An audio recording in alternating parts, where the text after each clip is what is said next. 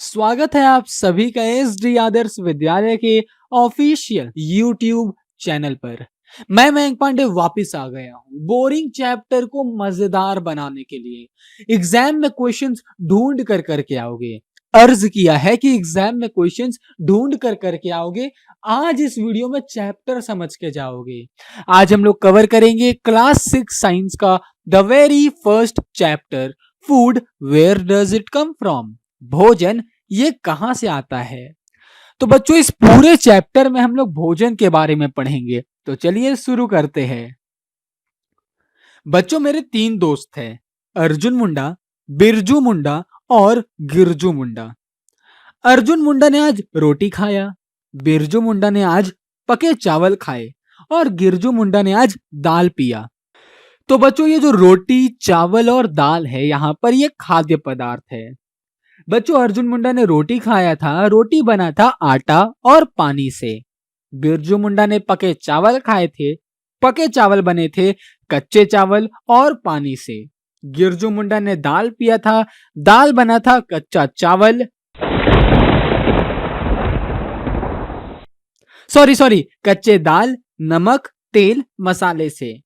तो ये जो यहाँ पर आटा, पानी, कच्चा चावल, कच्चा दाल, नमक, तेल, मसाला है, ये है कच्ची सामग्री जिनसे खाद्य पदार्थ तैयार होते हैं। इन्हें हम संघटक भी कहते हैं, यानी इंग्रेडिएंट भी कहते हैं। बच्चों यहां से एग्जाम में क्वेश्चंस आते हैं कि संघटक किसे कहते हैं, तो आप लिखिएगा कि भोजन बनाने में जिन कच्ची सामग्री का उपयोग हम करते हैं वो संघटक कहलाते हैं। बस इतना ही कुछ था आपके चैप्टर के फर्स्ट पेज पर। अब हम लोग बात करेंगे खाद्य सामग्री एवं उनके स्रोत के बारे में। तो बच्चों मैंने आपको बताया कि अर्जुन मुंडा ने रोटी खाया था जिसका संघटक है आटा और पानी। आटा हमें किससे मिलता है, यानी आटा का स्रोत क्या है? गुलाटी दुकान? नहीं बच्चों, आटा हमें गुलाटी दुकान से नहीं मिलता, आटा हमें मिलता है पादप से, यानी पौधों से। बच्चों इसके अलावा मैंने बिरजू मुंडा और गिरजू मुंडा के बारे में भी बताया था। बिरजू मुंडा ने पके चावल खाए थे और गिरजू मुंडा ने दाल पी थी। तो पके चावल और दाल का संघटक है कच्चे चावल और कच्चे दाल, और ये दोनों भी हमें पादप यानी पौधों से ही मिलता है। बच्चों मैंने अर्जुन मुंडा, बिरजू मुंडा और गिरजू मुंडा के बारे में आपको बता दिया, लेकिन आपको अपने बारे में नहीं बताया। अब बता देता हूं ना, मेरा नाम है मयंक पांडे और मैं दबा कर अंडे खाता हूं। अंडे हमें किससे मिलते हैं? गुलाटी दुकान से? नहीं बच्चों, अंडे हमें मिलते हैं मुर्गी से। क्या मुर्गी पादप यानी पौधा है? नहीं, मुर्गी जंतु है, यानी कि जानवर। तो बच्चों अब हम ये कह सकते हैं कि हमें खाद्य सामग्री पौधों और जंतु से मिलता है। बस सेकंड पेज पर इतना ही था। अब हम लोग आते हैं भोजन के रूप में पौधों के भाग और जंतु उत्पाद। अरे ये तो राइमिंग हो गया, फिर से सुनिएगा जरा। भोजन के रूप में पौधों के भाग और जंतु उत्पाद। खैर कोई बात नहीं, इससे भी हम लोग समझ लेते हैं।